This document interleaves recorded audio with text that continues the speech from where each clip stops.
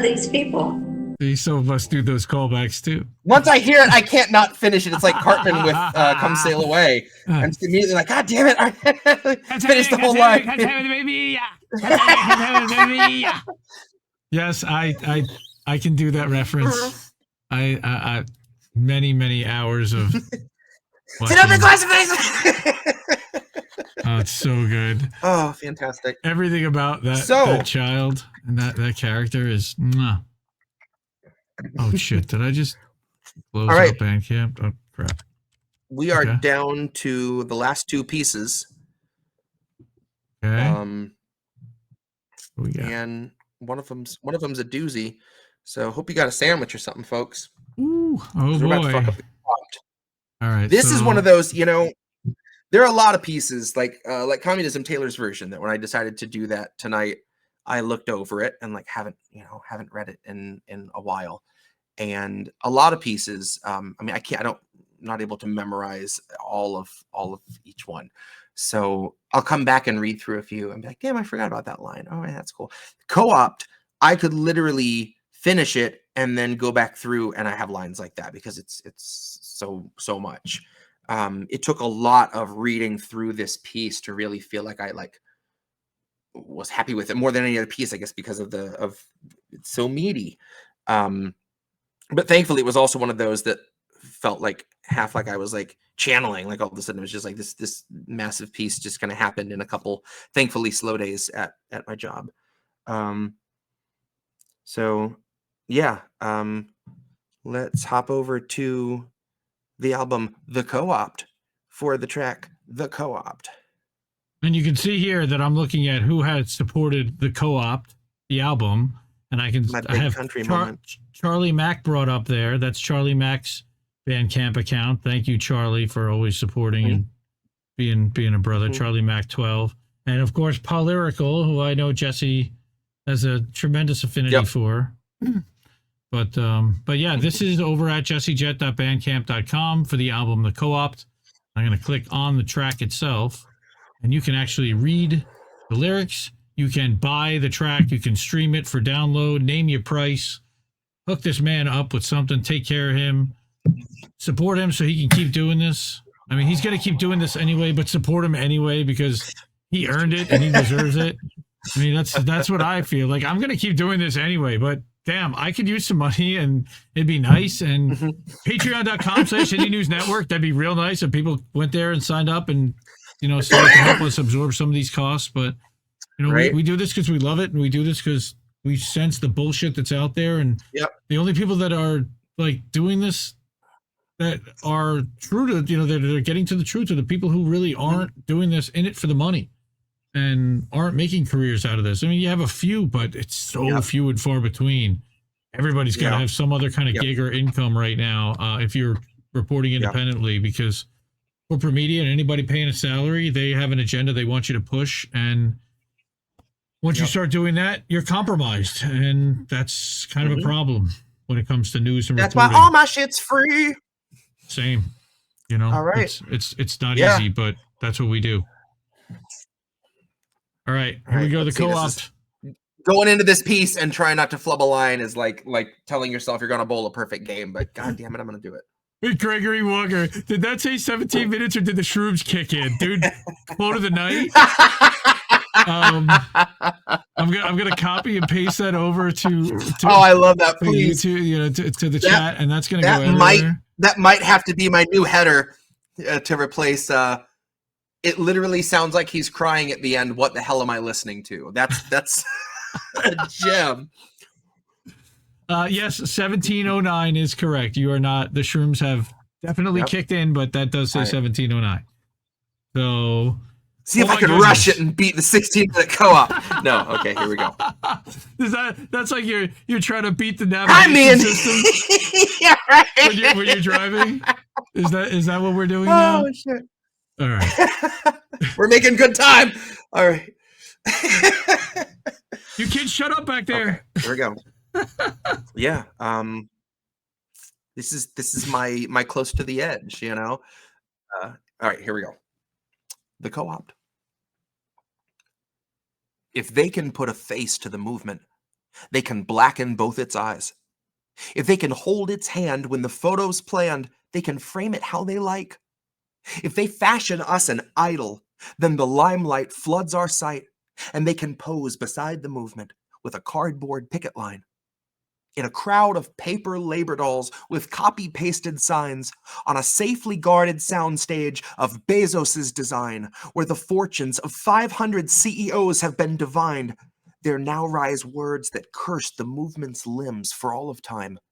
That for all its strength of labor, it will walk with withered step, and will wave a rusting saber as it heaves a labored breath, as it coughs through all the cancers born of Bezos's request, who'd prefer your starving neighbors locked in civil war for crumbs he left.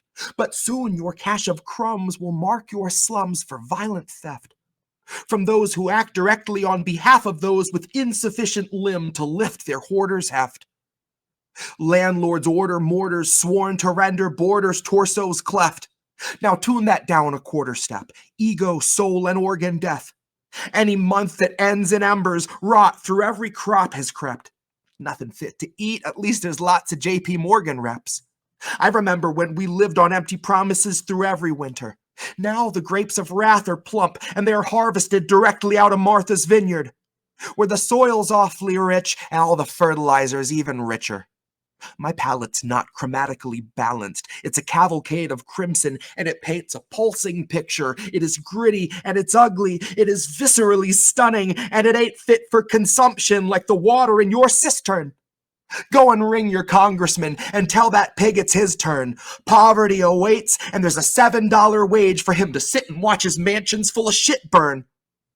Although he won't be paid directly, he will soon receive an email that's supposed to have a link, and when it finally shows, it's empty. So he'll have to call support for confirmation that it's sent right, and then he'll get a shortcut to a poorly managed website, where he'll submit a claim that must be notarized in person, all to finally be denied because he made too much the prior year to qualify for reimbursement. And now he knows the bitter taste of just a single day that all our retail workers face. He knows the kind of day our teachers have. The kind of day the janitors and lab technicians share with all the nursing staff. The kind of daily struggle that's a constant state of fear for all the working class. The white noise in their heads that's born of stress and turns to bursting glass. The constant thought the other shoe's about to drop, the size of half a city block that wouldn't stop for you. You're just a worm to smash. You're just another massacre they'll call a clash. You're just a frozen passenger before the crash. You're just another Afghan holding frozen cash, assets all immobilized by Joseph Biden, king of ice, the self-professed iconoclast. Hosting dinner parties for his parasitic donors with some Donner Party snacks. Nothing short of hearty if you've heart enough or lack thereof to call it that. But who'd have thought the meaning of the average person's life was to work and sweat and die to keep the Blackstone Holdings wallet fat? Or even worse, that some are turned to chum to serve as power bars for bureaucrats. Psychopomp and circumstance. Every time you sign your rights away, you'll earn rewards, and at 100,000 points, you can redeem them for your purpose back. And it's none the worse for wear, except a heavy coat of surface cracks, courtesy of those who chose the path that dips its toes into the Jeffrey Epstein virgin bath. Courtesy of Congress and the Persian Gulf expansion pack. All our rations held for ransom, kept alive on honeyed words that slowed down all our actions till we're helpless when the ants attack. Stripped to little ribbons and then scattered to the winds like the million little secrets the oppressor's shadow hand redacts. The million lives it stamped out in Iraq until its hands were black. Machinations sacrosanct and cancerous and flavor-packed, we've got just the black site for your whistleblower's Baker Act. It's somewhere in the weeds beyond the pines. Somewhere oddly Google somehow knows just how to find. And it's right there in the file they've compiled all this time with the 7 trillion thoughts that ever came across your mind and everything that ever turned you on or made you cry. Your truest, deepest fame and all the shame you sought to hide. The thoughts you dare not speak aloud lest they be weaponized have been loaded in the chamber and they're aimed between your eyes. Meanwhile, in your cell at home, they'll confiscate your blinds. They'll say you've waived your privacy. They'll show you where you signed. Now you don't control your thermostat, it's locked at 85, and you can't refuse the dermal graft that logs you into prime. You're just another wretch they'll come and fetch from out the vermin camp to mop some bloody floors and give a couple boots an oral shine. Oiled roots that move and writhe beneath a red-lined human tide, whose viscous sheen and toxic slime exists somewhere between a kind of Diet Coke and turpentine. And the last of us are first in line. The curtain's up, we're streaming live, with censored scripts and sponsored rights, subject to changing overnight. On Pepsi's whim, or Pfizer's spite, or Lockheed Martin's bomb supply, or any time we need to breed some fear to get the stocks to rise. For those who need some distance wedged between their public image and the list of those who have visited the global child concubine. It's a client list that shall remain nameless, a client list at least a dozen pages of honey-potted politicians ripened for the knife twist. Once you're dead, it's safe to say you don't present a flight risk. Once your lips are sealed for good, there's zero chance you might slip and spill the beans about your recent string of overnight trips, dropped from heights you can't achieve without a little nitrous, down beneath the roots of truth, tenuous and fibrous. The currency of youth would seem a tier above the Midas. Christ, I gagged a little as I wrote, the currency of youth. I have yet to find the music that hath charm enough to soothe. My eyes are open wide, and I'm at terms with what I view, until I shut my eyes at night and see it too. In phantom limbs of reminiscence, twinging like a sickened witness, twisted in the spiral cringe, the traumatized revisit, every minute, every statement picked to shreds before it's finished, all their dignity diminished, all their liberties relinquished, all your furnaces extinguished, all your means of warmth are flickering off into the distance, all the ways you know to make a living growing listless. All your savings spilled to fill a chalice meant for Pfizer, and they'll drink its vibrant ichor like they'll drown a round of blood from out the last Sumatran tiger. Light a nice cigar for every man they left to die awaiting trial up in Rikers. Do a line of blow for every drug offender turned to lifer. Do another line for every hybrid judge and agent of the instrumental prison profit system that they've hired. They'll wear your movement like a mech they get to pilot, yelling hot labor summer through a microphone inside it. So all our eyes were elsewhere when the parties both collided and they formed a wave of fascism that somehow dwarfed their sum provided. A danger greater than its parts combined. A danger made the greater when the honest source is buried, but the narrative is wearing platinum labels saying trusted source that cover up its warning signs. Now, if you'd have told me all of this at 40 Sunday mornings, I would like to think I'd meet it without disbelief, but really might have struggled just to reckon with it, grappled just to ratify, and retched a little bit to glimpse these bigots that we've gratified. Just hit 1,400 words, and kid, I'm barely satisfied. I've hardly started carving bars from off this chunk of malachite I found and claimed and vandalized. And the rest is better left to settle one-on-one, just Gates and I. I'll desecrate his tesseract. I'll deconstruct his great design and build upon the very spot on which it stood to touch the skies, a statue in his image, wrapped in tapestry of tannerite. So Bill would get to see himself immortalized, then blown to bits in record time. Blown to scraps of bronze that he can touch and hold and recognize. Face to face and frozen side by side, immobile Gemini. This must be that self-reflection people had suggested that instinctively had always felt to you like being patronized. Because if we talk, I'm talking down. If I speak, it's at my feet, like you were 6 beneath the ground. I'll address you where you ought to be, and not where you stand now. My gaze won't meet your eyes, much less your crown. My praise is not to bathe in, it's to drown. I bet you didn't know that you could overload an ego to the point of blacking out. And buddy, that's what it's about. If you can kill a man with kindness, you can smother him with clout. Reverse his engineering at the hands of hungry crowds, he who bought up all the farmland and is casing now the clouds. Police will be the farm hands paid to put us out to pastures that are shades of gray and brown. And I can hear those bastards fast approaching, screaming fills the town. An occupying army of abuser fascist clowns and some lachrymose millennials intent to vote them out. I laugh for those and pity those who vote with zero doubt, whose destinies as living ghosts they're all embracing, bowed, The cops are inching closer, and they snuff out every sound. And all I had to do was shut my mouth. I'll let you guess the tragic end result of Jesse Jett, who tried his best but ultimately failed attempts to hold his tongue, who couldn't find the will existing anywhere within him to begin to douse the fire rising up inside his lungs, born of watching ignorant and educated shits press impressionable lips to boots that just inside a month or two will kick them from the bottom rung. Home is anywhere you lay your head once the oppressor's hung.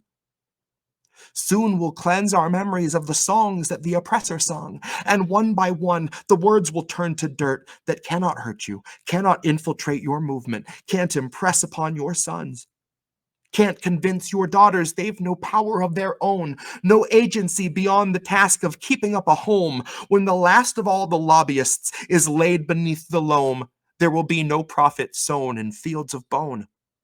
We will only reap the sleep and stolen wages that we're owed, and commence the great unpaving of your quarter-mile driveways, terraforming tarmacs and industrial roads.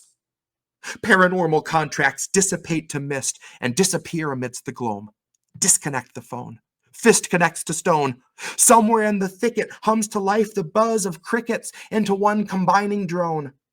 But narrow down your vision, and you'll see that every cricket is in fact a tiny drone, coming to inform you that you must proceed directly to your designated zone, or you'll be tased until you're prone, till you're pissing blood and whispering to no one in particular, just all of these particulates that occupy the air.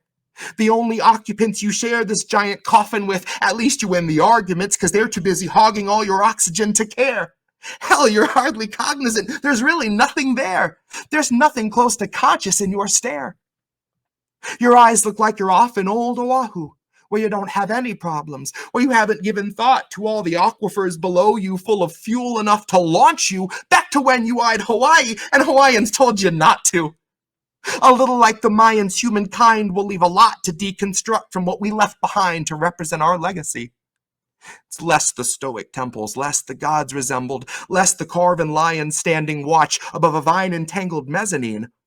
More the arid soil, more the sea of oil, more the mark we leave behind is best exemplified by finding out Lake Mead is slightly caffeinated methamphetamine. Warped and shifted, torn and twisted, history revisited, the storm that buried Kennedy and swept the streets of Medellin stirs the strongest synchronized synthetic sleeper cell emotions center mound at Wrigley Field and harnesses the energy. We call that conditioning. They call it serenity. Those who crave obedience will swear they aren't your enemy, but live to see us orchestrated, moving like a centipede. Full consent, submissive cadence, terms accepted, didn't peak. Needs neglected, couldn't speak. Speech affected, only leaded fruit to eat, only fracking gruel to drink. But it's 2 for 1 on 40 weight at ExxonMobil Smoothie King. So I tried to do the movie thing. I walked away and flicked the match, but never heard the boom to match, just boomer waves of Schumercrats. But humor's futile self-defense against such brutal facts, that some will never hear the words before they see the acts, who've never heard protect and served and check behind their backs, and who trust in politicians kept alive on purely Duracells and Duramax. It's a little dash of ritual, a jug of pharma cocktail, a little splash of Burning Man in nursing class.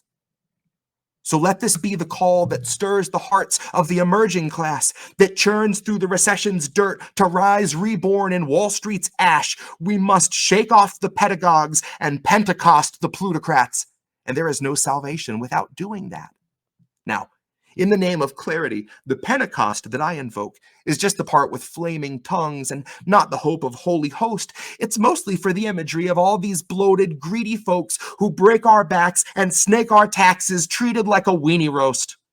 And I'd take any bet that if we let our captors cook, you wouldn't see a bunch of struggling single parents show with worried looks like someone help, we needed those.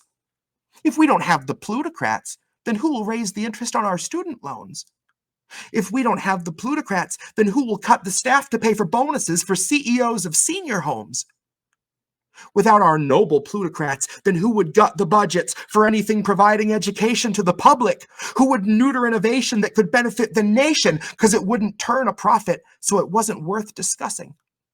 without our precious plutocrats, then who'll ensure that poverty took hold of our enlightenment and never let us see the sun or ever smell that rain was coming?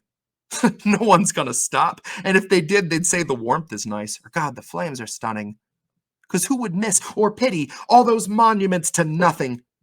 Those who've witnessed cities turned to husks, the wealthy drained with but a touch to pave the way for a development that's easy money, that never seems to trickle down to someone hungry or anyone beyond their inner circle jerk of golfing buddies. But I'm not here for slinging mud. It's what you do. It's what you love. You're only pigs. I do not give a shit if you're a little muddy. I need to see you destitute and see you struggling.